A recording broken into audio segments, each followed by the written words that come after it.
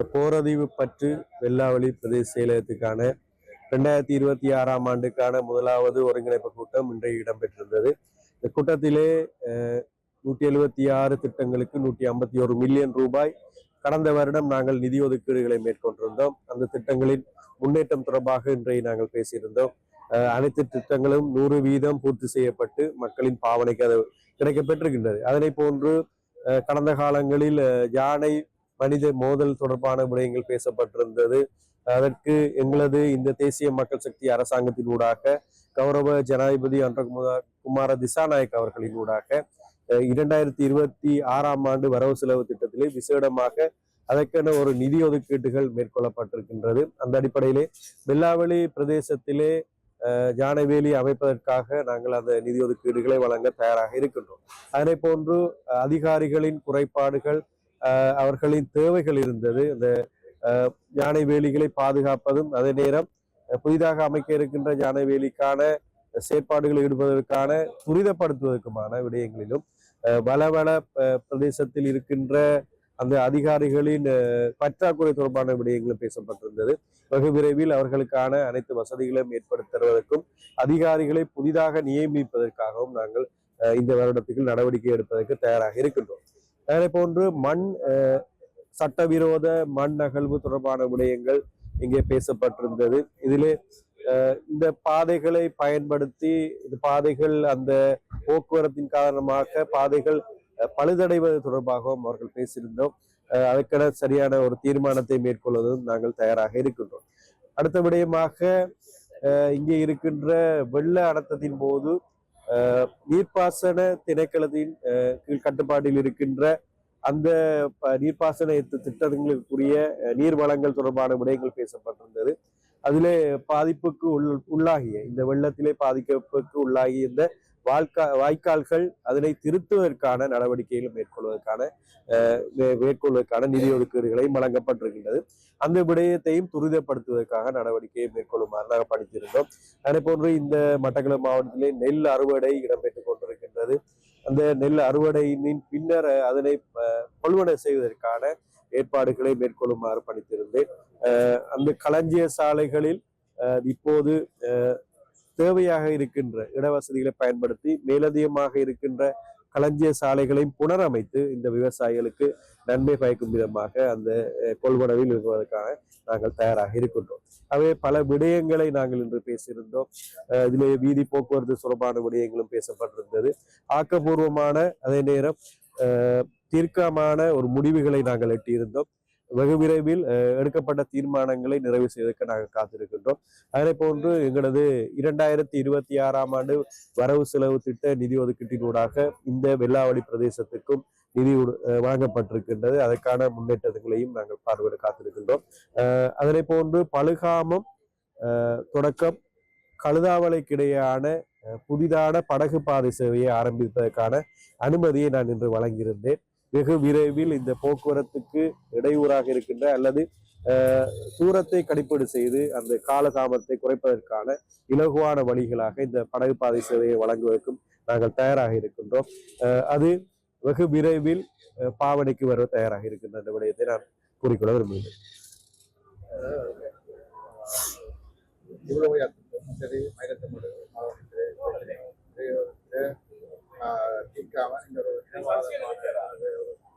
ஒரு பேரினவாத குடியேற்றங்களை செய்வதற்கான ஒரு இணைப்பை நடப்பதாக வைக்கப்படுகிறது. கிபுலோயா திட்டம் என்பது குடியேற்ற திட்டம் கிடையாது. இது ஒரு நீர்ப்பாசன திட்டம். நிச்சயமாக வடமாகாணத்துக்கு பல நீர் தேவைகள் இருக்கின்றது.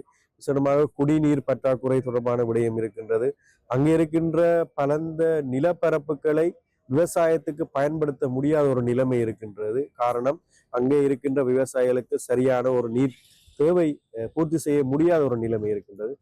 இந்த கிபுலோயா திட்டத்தினூடாக அந்த விவசாயிகளுக்கு நன்மை அடையக்கூடியதாகத்தான் இந்த திட்டத்தை நாங்கள் முன்பாக செயற்படுத்த தயாராக இருக்கின்றோம். இதிலே கடந்த காலங்களில் கடந்த ஆட்சியாளர்கள் கொண்டு வந்த பல திட்டங்களில் சட்டவிரோதமான சில குடியேற்ற விடயங்கள் இடம்பெற்றிருந்தது.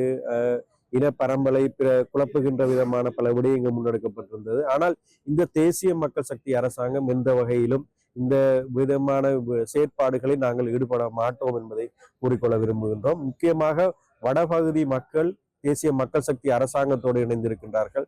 தெரியும், பாராளுமன்றத்திலே எந்த ஒரு மாவட்டத்திலும் வெற்றி பெறாத எந்த ஒரு மாவட்டத்திலும் அதிகூடிய பெரும்பான்மையை பெற்ற ஒரு இடமாக வடமாகாணமாக இருக்கின்றது. குறிப்பாக சொல்லக்கூடியதாக இருந்தால் அதிகூடிய பாராளுமன்ற உறுப்பினர்கள் தேசிய மக்கள் சக்திக்கு தான் கிடைக்கப்பட்டிருந்தார்கள். எங்களது ஆதரவு, அந்த மக்களின் ஆதரவு தேசிய மக்கள் சக்திக்கு தொடர்ச்சியாக இருக்கின்றது. தெரியும், அண்மைய காலத்தில் கூட ஜனாதிபதி அவர்கள் கூடுதலான திட்டங்களை வடமாகாணத்தை நோக்கி தான் செயற்படுத்தி கொண்டிருக்கின்றார். பல அபிவிருத்தி திட்டங்கள் முன்னெடுக்கப்பட்டு வருகின்றது.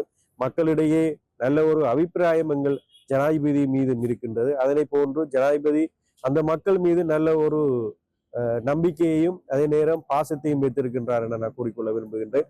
ஆகவே எந்த ஒரு வகையிலும் அந்த பகுதி மக்களுக்கு நாங்கள் எந்த ஒரு விடயங்களும் தவறான விடயங்களையும் செயற்படுத்த மாட்டோம் என்பதை கூறிக்கொள்ள விரும்புகின்றோம். அந்த கிழக்கு மாகாணம் புறக்கணிக்கப்பட்டதாக வெளியேற்றப்பட்டதார்கள் கிழக்கு மாகாண பட்டதாரிகளை தொந்தரிய வகையில் என்ன பகுதிகளில் கேட்கிற வகையில் நடந்திருக்கு. ஆனால் கிழக்கு மாகாணம் புறக்கணிக்கப்பட்டது நடவடிக்கை அவர்கள் இதுவரைக்கும் இன்னொரு எந்த ஒரு தொடர்பு மேற்கொள்ளவில்லை. கிழக்கு மாகாணம் புறக்கணிக்கப்படவில்லை, ஒரு தவறான கருத்து. தேசிய ரீதியாக இருக்கின்ற ஆசிரியர் பற்றாக்குறைகளை நிவர்த்தி செய்வதற்காக நாங்கள் முதல் கட்டமாக ஒரு பரீட்சையினை நடத்துவது தயாராக இருக்கின்றோம்.